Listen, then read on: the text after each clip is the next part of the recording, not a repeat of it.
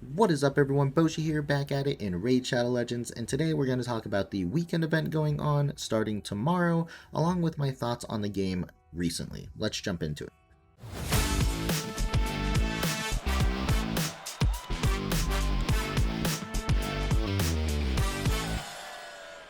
Alright guys, so before we jump into everything, I do want to mention again, I think I did this in my last video, but we do have that community challenge going on, the Facebook Rush. Now we did end up hitting the 300k mark, so we got all the prizes, but once we hit 500k, they'll double everything. So we're still trying to hit that 500k. Make sure you head out and hit that like button on the Facebook page for Raid. Let your friends know so we can all get some more free stuff. But yeah, so to get into a couple of things I've been missing for a little while, or I just haven't made videos on some of the news that came out recently. So first off, there was a little bit of an update where we had some changes to the advanced quests. They did some quality of life stuff with like the champion tags, some bug fixes. So yeah, I'll leave a link down in the description below to that specific update patch page so you guys can read through that if you want to. But yeah, the big thing was I think the champion tags and the change to advanced quests, along with them adding some avatars to the very end of Doom Tower Normal and Hard. This one is for completing Hard right up here, and then there's a actually pretty cool one for beating Normal, so definitely check those out. Also, we have the Yoshi the Drunkard Fragment Fusion event that started on Tuesday. So those events are going on. Definitely make sure you are participating in those because I definitely think Yoshi the Drunkard is worth getting, especially since he is from the new Shadowkin faction, and having a legendary early in a new faction is definitely a cool thing to do. What else do we got for you guys? Oh, so the 2x event this weekend is a 2x sacred event, so it will correspond with a summons rush, I believe, for the fragment fusion. So if you can, it's definitely a good time to open some sacred shards. I believe you'll have a 12% chance of pulling a legendary when popping shards this weekend, so definitely a cool time to do so. And you might actually get one of the new legendaries from Shadowkin. Hopefully not Yoshi, because you guys can get that through fragment fusion, but maybe you can get Genzin, or maybe you can get Jintoro. So that'd be pretty cool. And then along with some of the epics from Shadowkin, that could also be cool as well. So yeah, definitely a good time to open sacreds. I definitely recommend doing so. You know, it's hard to tell you guys to do so or not do so when popping shards. Just because, you know, we don't know what's going to be happening with these events going on during the anniversary, but I can say for sure, since it's, you know, during a fragment fusion, it's definitely worth popping your shards because you're getting stuff from the summons rush and you're working toward fragments for the fusion, and you get to open some shards, so it's a win-win situation there. But yeah, so I think that is all we have going on. We have Yoshi, like I said, the Fragment Fusion going. We have the 2x Sacred coming up tomorrow, going through the weekend. And then we had that update that recently happened. Now, when it comes to terms of, you know, how I feel about the game, because I feel like I need to talk about this a little bit because there's just been so much talk of Raid recently through content creators, through Reddit, Discord, just in general. And all I've been seeing are negative things, which, you know, it's hard when you are, you know, really invested in a game and you really like it, but all you do, like when you want to read news on stuff or you want to watch videos on content dealing with the game, and all you do is see negative comments or negativity in videos or thumbnails and stuff like that. So I kind of wanted to come out and talk to you guys about how I feel about the game. I know it's probably not the popular opinion. I'm sure I will get a lot of hate for it. But yeah, let me know what you guys think. Let me know if you agree or disagree with me down in the comment section. I'm more than willing to have that discussion with you guys. I typically will, you know, respond to comments made on the videos. But yeah, so in my eyes, I think Raid is doing very well. Now, yes, are they doing questionable things? I think every game does to a point. So in terms of things like the clan versus clan tournaments, a lot of people have been throwing a lot of negativity based around this just because they think it's a whale war. It's all just going to be based on, you know, who uses more gems in order to earn more tournament points and stuff like that.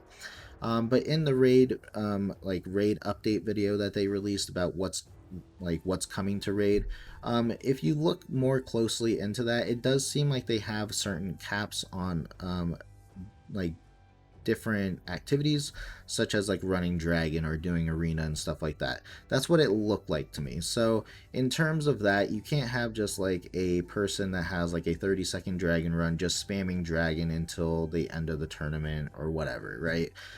You're gonna have caps on certain activities. And so if they do it this way, it'll be good just because it forces people to do multiple things throughout the tournament.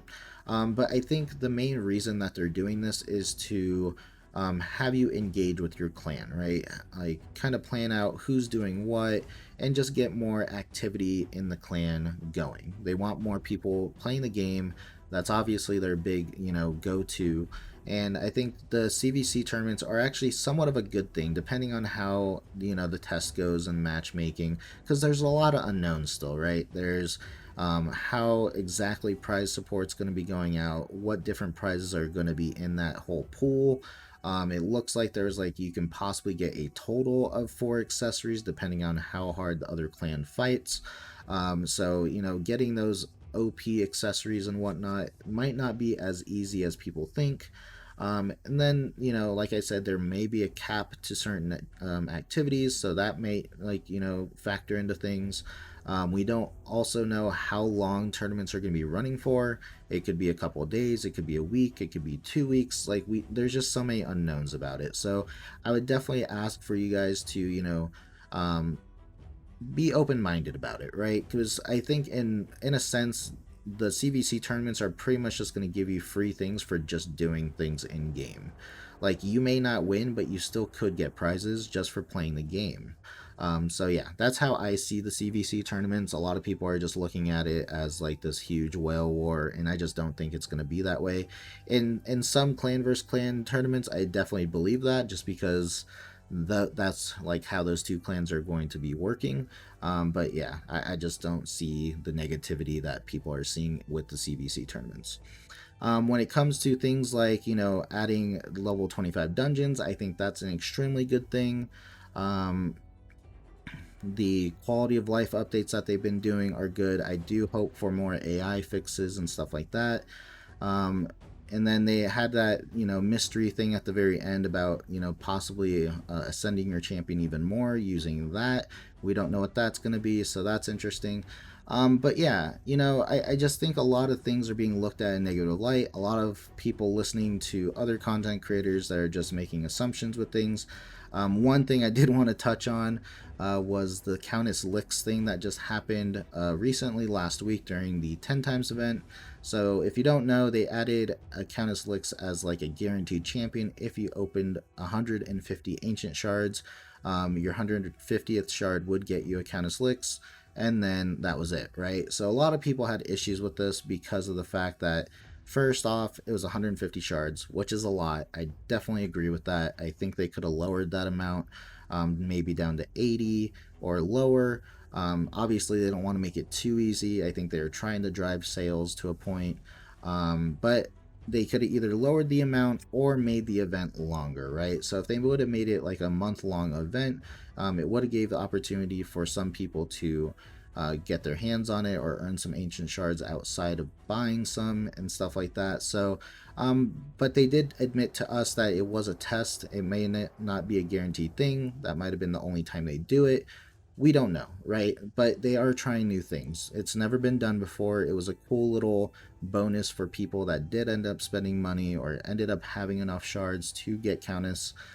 Some people got it on the 14th shard, some people got it on the 150th shard. It just was RNG when it came down to it. So I do like the fact that they're trying things like that, but why I wanted to bring this up was one of the things that came out of it was some people saying it was like a slap in the face, that this was a thing, right? That they even offered Countess Licks at 150 ancient shards and it was a joke and stuff like this. And I think the big reason why that came to be was it was data mined. So a couple weeks back, people were talking about data mined information that was talked about a guaranteed champion. Now, a lot of people thought about you know, what was this guaranteed champion? Was it going to be exactly what it came out to be, right? If I open shards, am I eventually guaranteed a legendary? Which in terms it was. A lot of people thought possibly it was going to be a new Shadowkin faction champion, which I thought was far-fetched because of the fact that, you know, why would they give you a guaranteed champion in that way for a new faction, right? Because we wouldn't know anything about it and all, and like which one do we want and all that type of stuff, right? So and now we have Yoshi, which is pretty much a guaranteed legendary for the new faction, just in terms that you have to earn it. The way that they did this, though, like I was fine with it, right? Countess Lix was pretty much like a pretty cool prize, just because it worked with our last fusion, Astralon. So that was kind of a cool in terms of that. But yeah, in general, I think it was a cool thing to do. I definitely think they could have executed it more, or a lot different, in terms of making the player base a little bit more happier. But yeah, in general, I don't see like all this negativity going around about the game with the CVC tournaments, the quality of life changes. Like, Raid is trying new things. A lot of people are saying, well, why don't you just copy this from this game?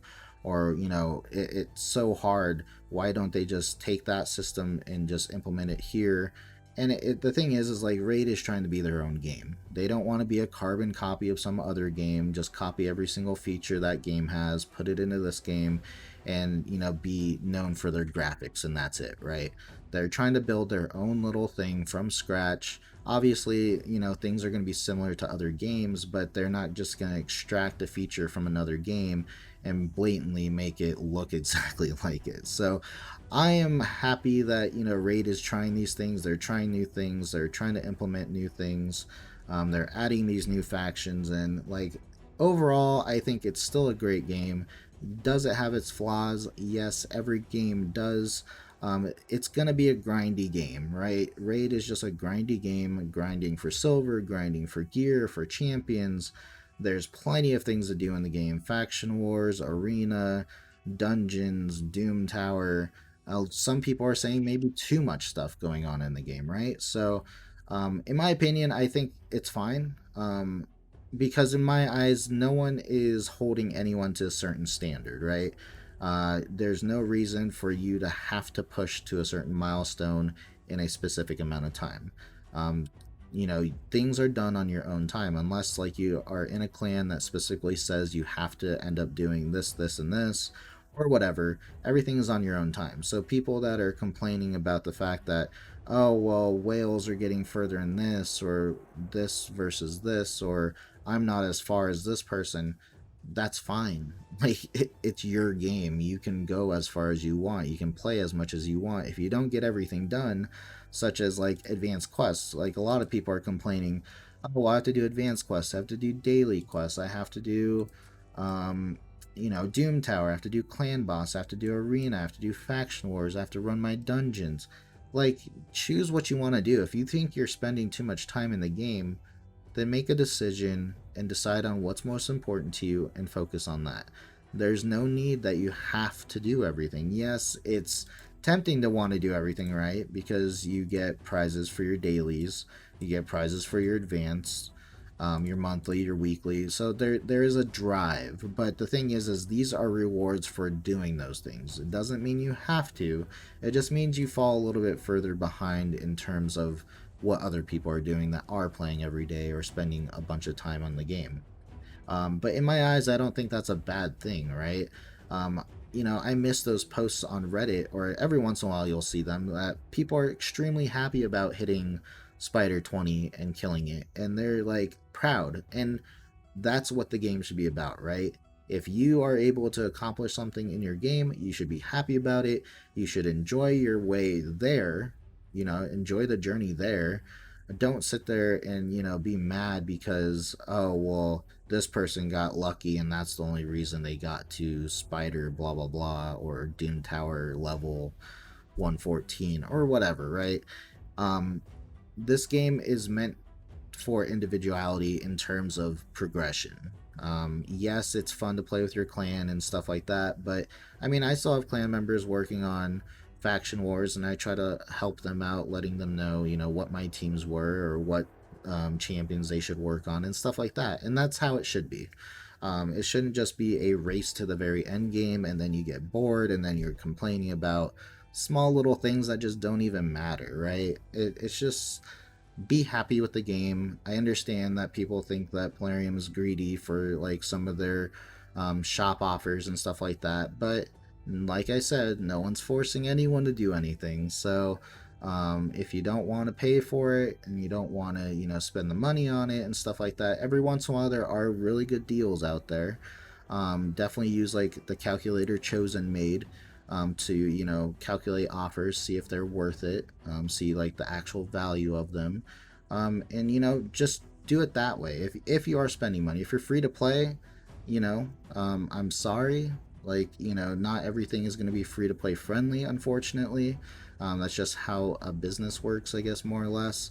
I do give you props because it's just something I cannot do. Free to play is very, very hard for me. So, yeah. But overall, I think the game is in a very good state. I don't think people need to be so harsh on it. Yes, there are things to work on, and hopefully they do work on them, and we will make it a point to continuously, remind them that silver's an issue and books are an issue and stuff like that. But in the current state of what they're working on, what's being implemented, and stuff like that, I think the game is going perfectly fine.